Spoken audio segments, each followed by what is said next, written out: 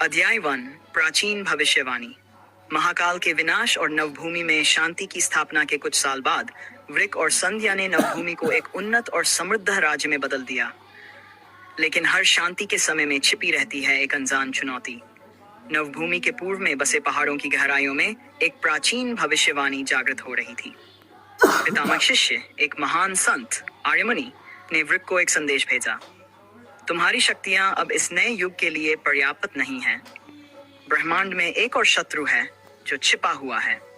उसकी शक्ति अद्वितीय है और उसे हराने के लिए तुम्हें नई शक्तियों की खोज करनी होगी।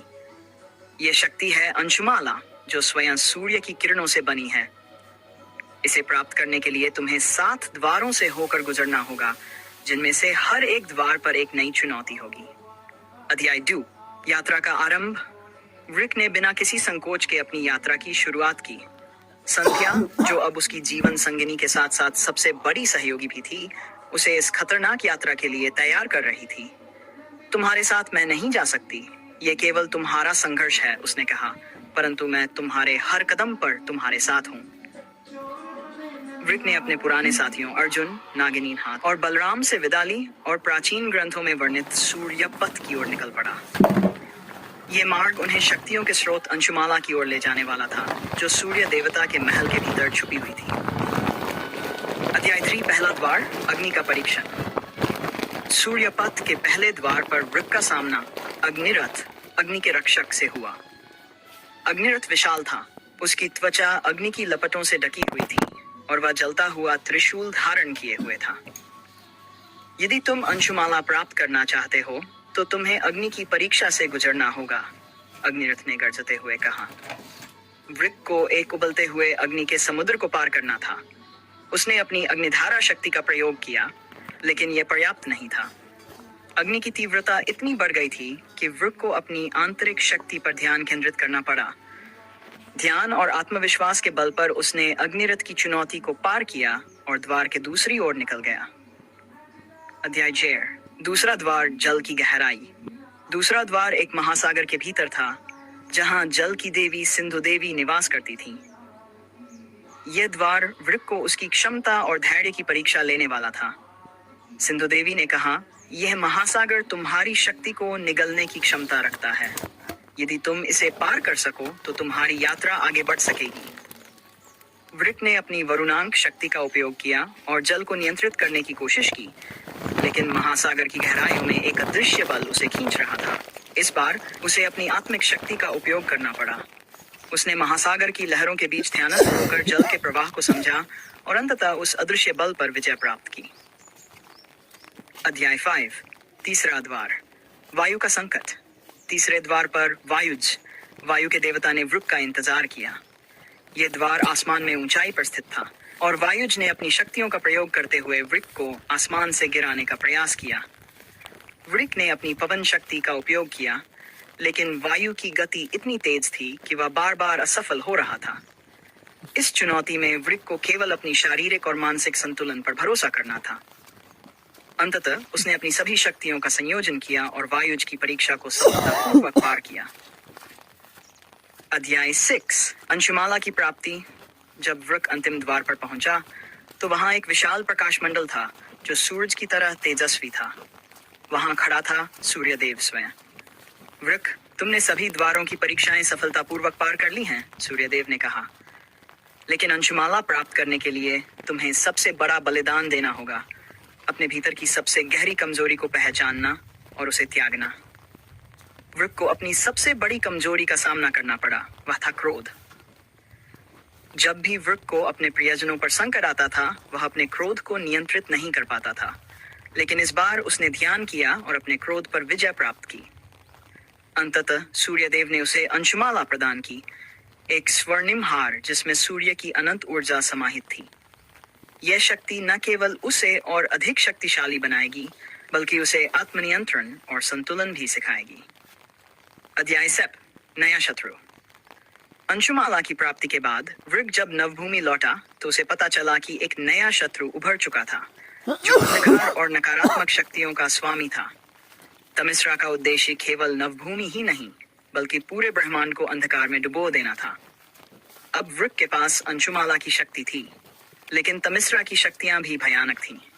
उसकी सेना अत्यंत शक्तिशाली थी और वह नवभूमि के हर कोने में अराजकता फैला चुका था। अध्याय 8 अंतिम युद्ध। वृक ने अपनी पूरी सेना को इकट्ठा किया, जिसमें संध्या, अर्जुन, नागिनी, बलराम और नवभूमि के अन्य वीर योद्धा शामिल थे। अंशुमाला की शक्ति ने वृक को सूर्य के तेज की तरह उज्जवल बना दिया था। अंतिम युद्ध नवभूमि के अंधकार मंडल में लड़ा गया, जहां तमिश्रा का किला स्थित था। युद्ध भयंकर था। आकाश में बिजली चमक रही थी और धरती कांप रही थी। तमिश्रा ने अंधकार की शक्तियों का प्रयोग कर वृक और उसकी सेना को पराजित करने की कोशिश की, लेकिन अंशुमाला की शक्ति ने अंधकार को चीर दिया। अंततः वृक ने तमिश्रा का सामना किया और उसे परास्त कर दिया। तमिश्रा का साम्राज्य ध्वस्त हो गया और नवभूमि में एक बार फिर से शांति और उजाला फैल गया। वृक की यात्रा नई शक्ति की खोज के साथ समाप्त हुई, लेकिन इस बार उसने केवल बाहरी शक्तियों को प्राप्त किया, बल्कि अपने भीतर की कमजोरियों पर भी विजय प्राप्त की। अंशुमाला ने उसे सिखाया कि असली शक्ति केवल बाहरी नहीं होती, बल्कि आत्मनियंत्रण और धैर्य में भी निहित होती है। वृक और संध्या अब नवभूमि के सच्चे संरक्षक बन चुके थे और उनका प्रेम और उनकी शक्ति आने वाले युगों तक नवभूमि के लोगों के लिए प्रेरणा बनी रही।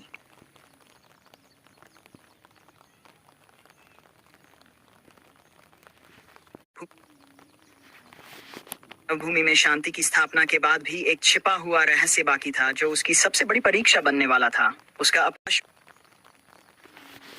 पात्र था अब अंधकार की शक्तियों का दास बन चुका था। अश्वक को बचपन से ही शक्ति और सत्ता की भूख थी, लेकिन वृक को महायोद्धा बनने और नवभूमि का संरक्षक बनने के बाद अश्वक को लगा कि उसका अधिकार छिन गया है। इस आक्रोश और ईर्ष्या ने उसे तमिश्रा की शक्तियों की ओर खींचा। तमिश्रा की पराजय के बाद भी अश्वक ने अंधकार की बची हुई शक्तियों को समेटा और अब वह वृक के खिलाफ खड़ा होने वाला था। अश्वक का अंधकार में गिरना। अश्वक का दिल कभी भी बुराई की ओर नहीं था, लेकिन अंधकार ने उसके मन को जकड़ लिया। उसने अपने मन में वृक के प्रति गहरा द्वेष पाल लिया था। मैंने भी महायोद्धा बनने के लिए संघर्ष किया, अश्वक ने सोचा, लेकिन सारा यश और शक्ति वृक को मिली। मैं उससे कमजोर नहीं हूं। तमिश्रा की पराजय के बाद अश्वक ने अंधकार की गुप्त शक्तियों को अपने वश में कर लिया। अंधकार के प्रभाव में आकर उसने कालरात्रि नामक एक अद्वितीय शक्ति प्राप्त की, जो उसकी ताकत को 10 गुना बढ़ा सकती थी, लेकिन उसकी आत्मा को धीरे धीरे नष्ट कर रही थी। भाई का विद्रोह। अश्वक ने अपने आप को अंधकार का सम्राट घोषित कर दिया और नवभूमि के पूर्वी हिस्से में एक किला स्थापित किया, जिसे कालध्वज कहा जाता था। वहां से उसने छोटे छोटे गांवों और कस्बों पर आक्रमण करना शुरू कर दिया। धीरे धीरे उसकी शक्ति बढ़ती गई और उसकी सेना बड़ी होती गई। वृक को पहले तो यह समझ नहीं आया कि अश्वक ने ऐसा क्यों किया। उसने कई बार अश्वक से संवाद करने की कोशिश की, उसे समझाने की कोशिश की, लेकिन अश्वक के कानों में अब अंधकार की गूंज थी। वृक, तुम्हें लगता है कि मैं तुम्हारा भाई हूं? अब मैं काल का योद्धा हूं। तुम्हारी शक्ति खत्म हो चुकी है और अब नवभूमि पर मेरा अधिकार होगा, अश्वक ने वृक को चुनौती देते हुए कहा। अंतिम युद्ध की शुरुआत। वृक के पास अब कोई और विकल्प नहीं था। उसने अपने साथियों संध्या, अर्जुन, नागिनी और बलराम को साथ लिया और ध्वज की ओर कूच किया। वह अपने भाई को मारना नहीं चाहता था, लेकिन उसे रोकने का और कोई उपाय नहीं था। कालध्वज के किले के पास पहुंचते ही वृक और उसकी सेना का सामना अश्वक की अंधकार सेना से हुआ। यह कोई सामान्य सेना नहीं थी। ये योद्धा तमिश्रा के बचे हुए अंधकार से बने थे। शरीर में कोई भावना नहीं, सिर्फ विनाश का उद्देश्य। संध्या, अर्जुन, नागिनी और बलराम ने पूरी शक्ति से लड़ाई लड़ी, लेकिन अंधकार की ताकतें असीमित थीं। वृक को यह महसूस हुआ कि यह लड़ाई केवल ताकत की नहीं, बल्कि भावनाओं की भी है। उसे अपने भाई के मन को भी जीतना था। भाई के सामने वृक। अंततः वृक और अश्वक आमने सामने आ गए। अश्वक की आंखें लाल हो चुकी थीं और उसके शरीर से अंधकार की लहरें निकल रही थीं। वृक के दिल में दर्द था। यह उसका भाई था, जिसे उसने हमेशा प्यार किया था, लेकिन अब वह उसे अंधकार के जाल से मुक्त करना चाहता था। अश्वक ने अपनी शक्ति कालरात्रि का उपयोग कर एक भयानक प्रहार किया। ये शक्ति इतनी घातक थी कि उसने धरती को चीरते हुए एक गहरी खाई बना दी। वृक ने अपनी अंशुमाला शक्ति का उपयोग कर प्रहार को रोका, लेकिन अश्वक की शक्ति निरंतर बढ़ रही थी। तुम्हें हराना आसान नहीं होगा भाई, अश्वक ने हंसते हुए कहा। मैंने कालरात्रि की शक्ति को पूरी तरह अपने वश में कर लिया है। तुम्हारी अंशुमाला मेरे अंधकार के आगे कुछ भी नहीं है। वृक ने उसे शांत करने की कोशिश की। अश्वक, मैं तुम्हारा भाई हूं। ये लड़ाई हमारी नहीं है। अंधकार तुम्हें निगल रहा है। लेकिन अश्वक ने वृक की बातों को अनसुना कर दिया और एक और प्रचंड हमला किया। इस बार वृक को अपनी पूरी शक्ति का प्रयोग करना पड़ा। दोनों भाइयों के बीच भयंकर युद्ध हुआ। अंशुमाला का प्रकाश और कालरात्रि का अंधकार आपस में टकराने लगे। आसमान में बिजली चमकने लगी और धरती कांप उठी। आत्मिक युद्ध। लड़ाई केवल बाहरी नहीं थी, यह एक आत्मिक संघर्ष भी था। वृक को पता था कि अश्वक की शक्ति बढ़ती जा रही थी, लेकिन उसका आत्मिक संतुलन बिगड़ता जा रहा था। उसे अपने भाई को शक्ति से नहीं, बल्कि प्रेम और धैर्य से हराना था। वृक ने अपने भीतर की शांति को महसूस किया। उसने अश्वक के हर हमले को सहा, लेकिन उसे घायल नहीं किया। तुम्हारा संघर्ष मुझसे नहीं है अश्वक, यह तुम्हारा अपना अंधकार है जो तुम्हें निगल रहा है। अश्वक की शक्ति कमजोर पड़ने लगी। तुम मुझे कमजोर समझते हो? उसने गुस्से में चिल्लाया। नहीं, वृक ने कहा, तुम मेरे भाई हो और मैं तुम्हें खोने नहीं दूंगा। अश्वक ने अपनी आखिरी शक्ति का उपयोग कर कालरात्रि का अंतिम प्रहार किया, लेकिन इस बार वृक ने अपनी अंशुमाला की शक्ति से उसे पूरी तरह रोक दिया। बस करो अश्वक, वृक ने चिल्लाया। यह शक्ति तुम्हें केवल विनाश की ओर ले जा रही है। अश्वक का शरीर धीरे धीरे अंधकार से मुक्त होने लगा। उसकी आंखों से लाल चमक गायब हो गई और वह कमजोर पड़कर घुटनों के बल बैठ गया। मैंने गलती की, अश्वक ने कहा। मैंने अपनी शक्ति को अंधकार में खो दिया। वृक ने अपने भाई को संभाला और उसे गले लगा लिया। तुम्हारा अंत अंधकार में नहीं होगा अश्वक, हम एक साथ इस संसार को उजाले की ओर ले जाएंगे। समाप्ति। अश्वक ने अपनी सारी शक्तियों का त्याग कर दिया और अंधकार से मुक्त हो गया। वृक और अश्वक ने मिलकर नवभूमि को फिर से उजाले और शांति की ओर लौटाया।